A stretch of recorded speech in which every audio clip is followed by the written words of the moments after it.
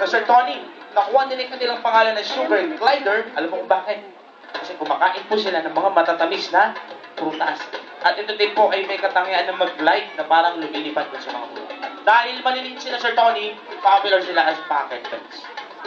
Palakpakan po natin si Sir Tony. Okay, sir.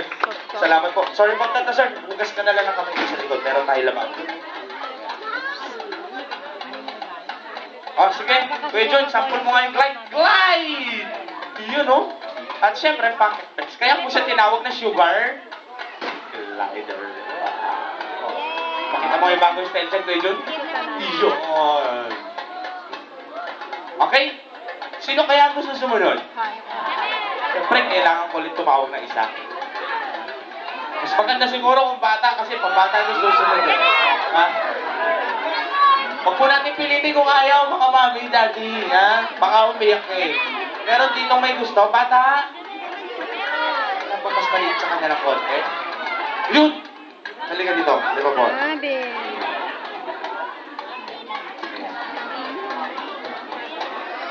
Good. Dahan-dahan. Magandang umaga. Pangalan? Snyder. And? Santa Barbara. Opo. Okay, welcome dito sa Ball 110. No, ang gagawin mo na, little boy. Tapos may ka na kamay. Ready ka na? Okay. Moving on, we have...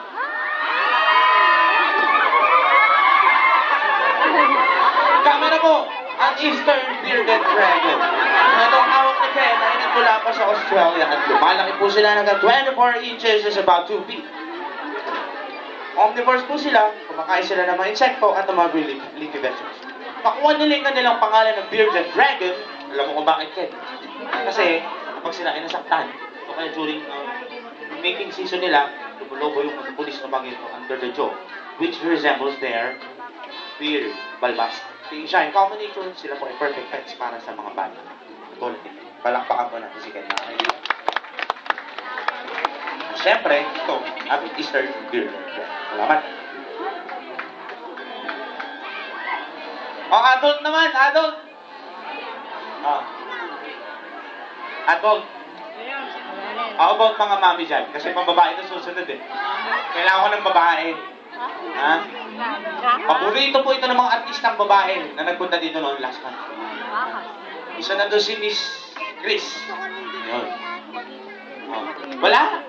Walang babae? Wala.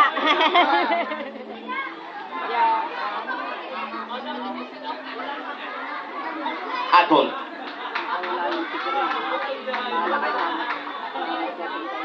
Hi, ma'am. Good morning. Name. Kunet. Taga-saan po? Tarlac. Okay, ma'am. Kunet. Welcome, ha. No, ma'am. Iyoko ka. Ganito. Ready ka naman, Kunet? Kasi ngayon, ipinapakilala ko sa'yo yung aming largest. Ay! Ang laki! Yuko. Civil Cat Family. Okay, tayo ka na, ma'am. Tayo ka na. Ay! Ay! Proud to say, native po siya ng Pilipinas. Alam mo kung saan siya galing, ma'am? Palawan. Palawan Bearcat. Kilala po sila sa tawag ng Big Boy. Ito po ay lumalaki na hanggang massive 6 feet long from head to tail. Ito po ay hindi bear. Kaya lang, ma'am, may katangian po sila as a bear. Kasi kapag sila ay nasa baba or ground, they could perfectly stand up using its 2 hind feet. At, maliban po sa mga unggoy, mga panet, sila din po ang only animals na gumagamit ng buntot nila. Kaya ginagamit nila yan parang panglimang kamay nila. And since they are from the Civil Cat family, pagkasing amoy sila ng popcorn or it is fixed, ano? Ayan. Amoy bandan, ma'am. Okay. Palakpakan po natin si Ma'am Panet, mga kaibigan. Okay, sige ma'am, pakibigyan na lang po sa kanya. Yawid na kasi. Siyempre si Bindi, Palawan Bearcat. Dito lang po sa Pilipinas yan makikita, mga kaibigan. Sa Palawan. Lalaki? Yan. Dito ka na dumano. Magkaraan ka na dyan. Excuse lang mga ma'am sir. Padaanin natin yung mag-volunteer. Okay. May daanan dito, boy. Yan o. Okay.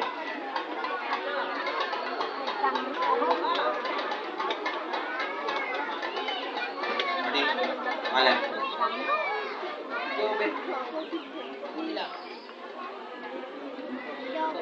Ba, Quezon City. Okay. Jobin, dalawang kamay. Okay, moving on, we have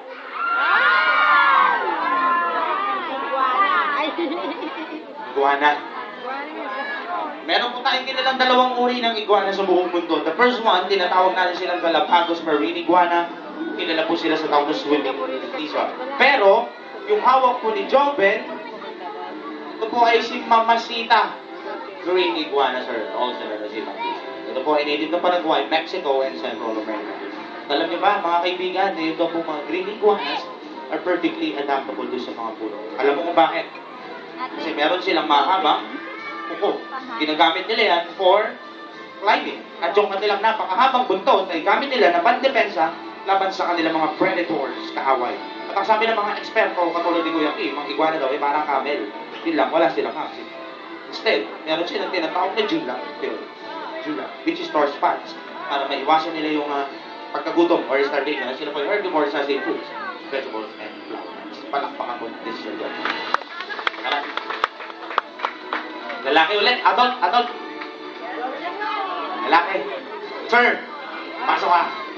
Ako, pagpatis ito, paborito to ni Kuya Kim. Hindi na, sir.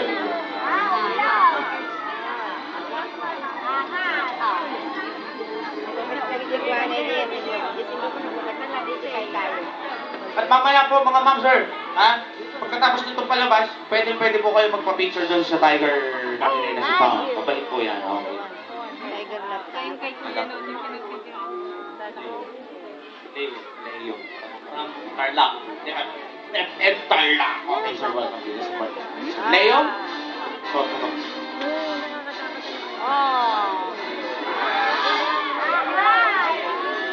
wow! Ganda, perfect combination. Perfect match yan. Tapos, gayahin mo ko, sir. Ready ka, Sir Leo? Okay, moving on, we have Sangre. Medium-sized raptor. Sir Leo, sila po ay lumalaki ng 55 na 75 centimeters. Ang tawag niya, sir? Crested serpent eagle. No, has its English and scientific name suggests Sir Leo sa po ay reptile eater. Ibig sabihin, pinakain nila lizard at snakes. And when those guys rest and purchase or vengeance, parang ito, they're commonly mistaken as owls. Alam mo kung bakit, sir? Kasi malalaki yung patak nila. Palakpakan natin, sir. Alam mo, di ka Oh, last na tayo! Last kamay, mga kaibigan! Wala na? Nakalam Uy, kay ganito. animal show. Nice, good job. Halika. Samahan natin siya. Kailangan ko ng 6. 1, Tiger. 2. Wala po dyan mga monster. Okay. Sige pa.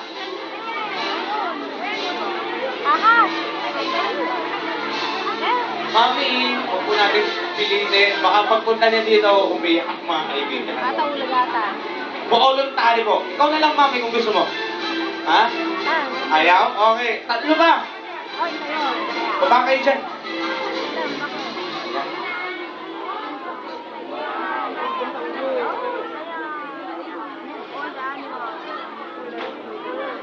One, two, three, 4, 5, 6. Okay na. Yung bata, mabubusog yung last na animals natin, mga kaibigan. Taas yung kanang kamay niyo, mga bata. Ganito. At pagkatapos, wave goodbye to your lovers and friends. Paalam na kayo sa kanila. Mga ito rin yung pag-ibig. Hindi, joke lang yan, joke lang. Dalawang kamay. Dikit-dikit kayo, mga bata. Dikit-dikit. Sige ba? Now imagine what's on your hands all around.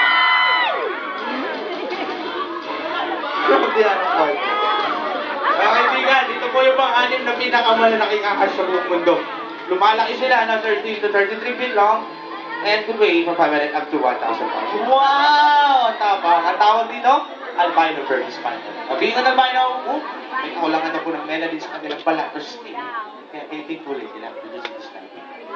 Sige, mag-play dyan, para patas, lipat mo dito yung ulo. Yeah. Ano yung buton? Ayaw niya? No one fascinating fact about pythons, malalaman daw po yung kanilang mga mata. So how they use their brain? Underneath their jaw, meron mo silang maliit na butas na nagsisilbi nilang infrared at sunod. Dila nila, fork-like duck is a combination of the right side. Here we go. Palakpakan po natin yung mga matatapang na bata. Ladies and gentlemen, siyempre, huwag niyo mo nang bitawan ha, meron pa. Ayan. And now folks, that you have met all the animal rescue barn, and this is the right time to talk about them. The reason why these animals are here, because they serve as ambassadors for their own species and the environment that make up their home. They are here so that you can appreciate their beauty, their intelligence, and the dangers they face in their natural habitat. Now, we do hope that you enjoy this presentation on behalf of myself, the Baluarte staff, and syempre, to our wonderful animal friends, maraming salamat po, and stay. See you around the corner.